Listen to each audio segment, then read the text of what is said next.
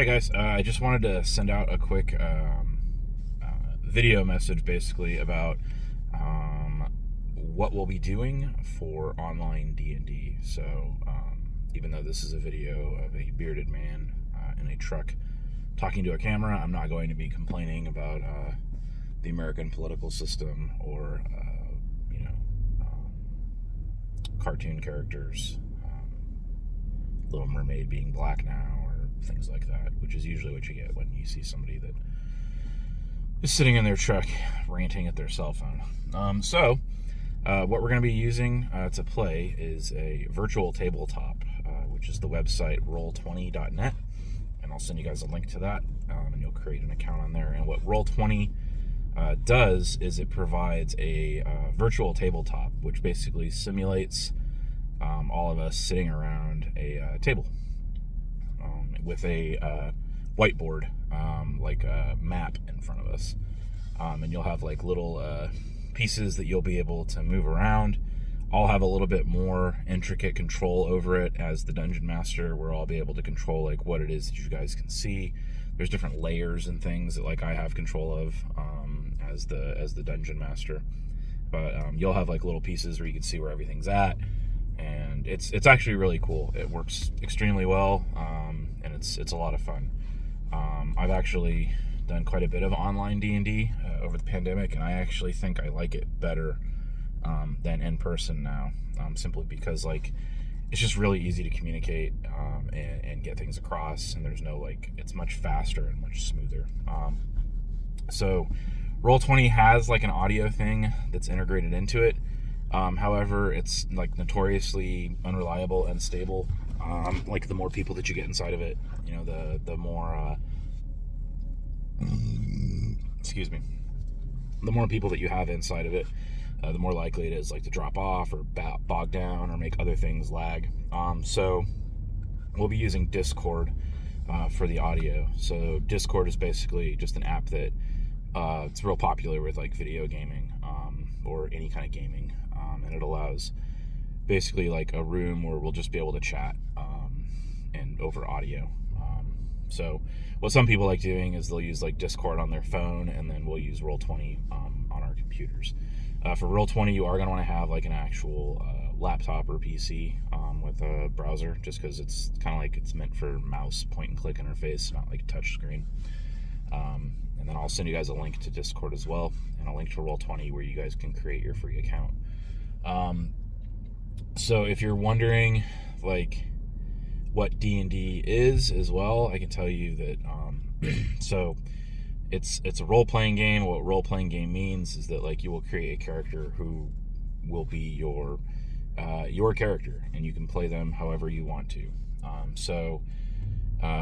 You know, it's basic standard high fantasy stuff for the most part. So, you know, think like Lord of the Rings, Game of Thrones, you know, C.S. Lewis stuff like Chronicles of Narnia leans heavily into high fantasy.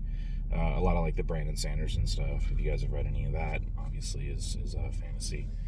Eye of the World, you know, those kind of things. Or Wheel of Time, rather. Eye of the World is the first book in Wheel of Time. But so with that being said, so basically anything that you could think of from like fantasy, you know, is an option of like a character that you could play.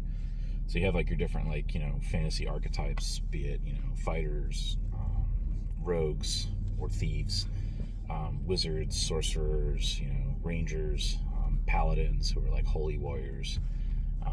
There's different types of magic casters.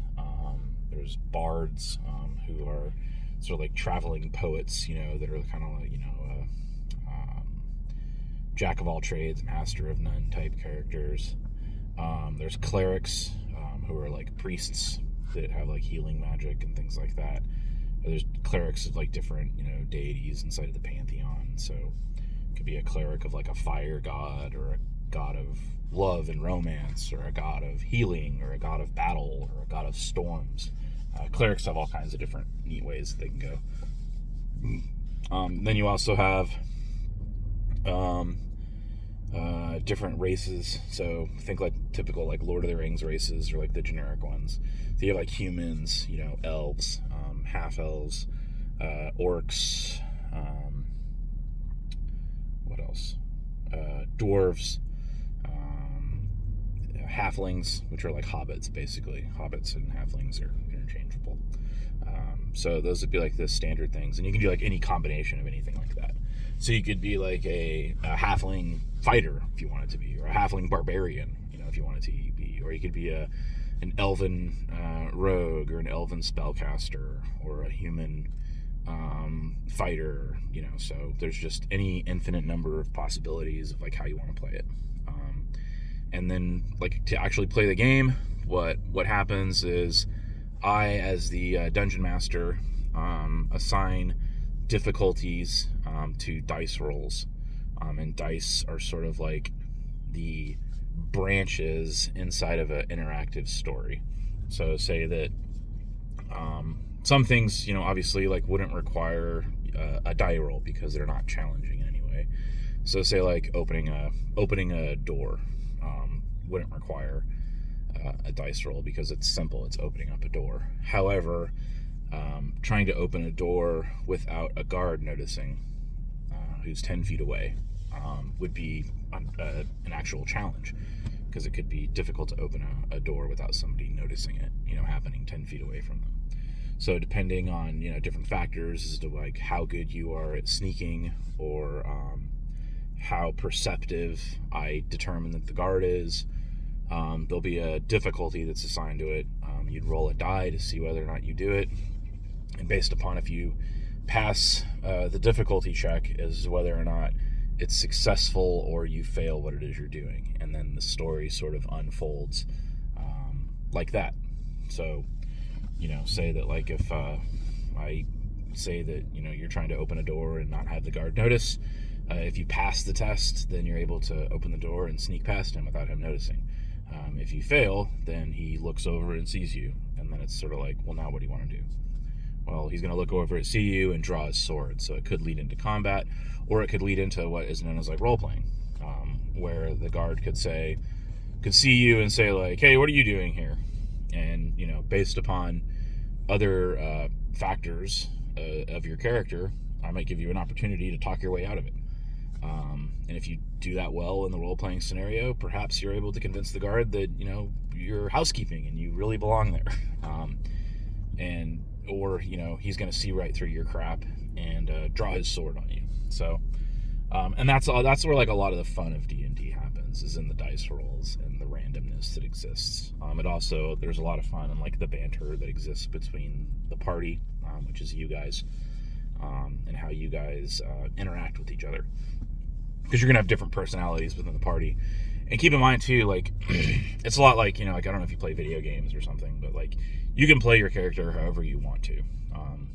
Typically, like, it's not a good idea to have a bunch of, like, selfish, evil people inside of a party, because, like, it doesn't really make sense to do that, because, like, why do you have a reason to do things if all that you care about is yourself and creating mayhem? So it kind of goes against like the narrative of like being heroes, which is the fun of Dungeons and Dragons. However, if like you're arrogant or cocky, you can play a character that's like that even if you're not arrogant or cocky. So it can be sort of like a escapism in that sense.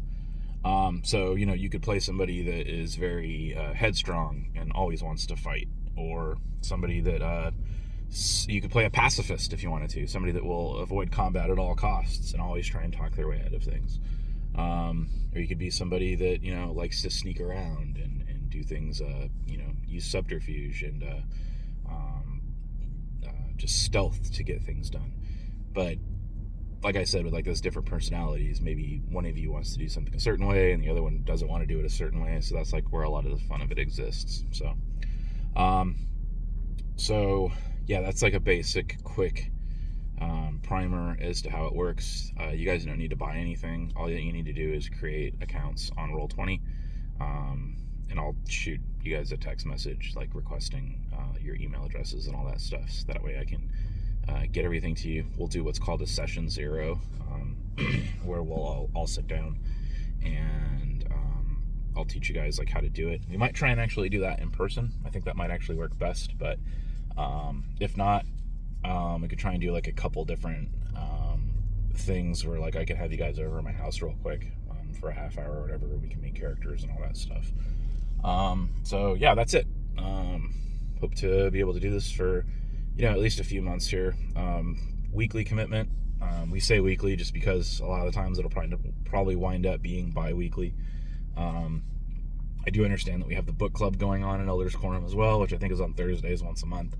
So there's the chance of on that Thursday that book club is happening. If we can't do it, we can try and punt till Friday or Wednesday or something like that. But for the most part, once a week, from 8 p.m. to 11 p.m., just be able to log on and play, and we'll make it happen. All right, thanks guys. Later.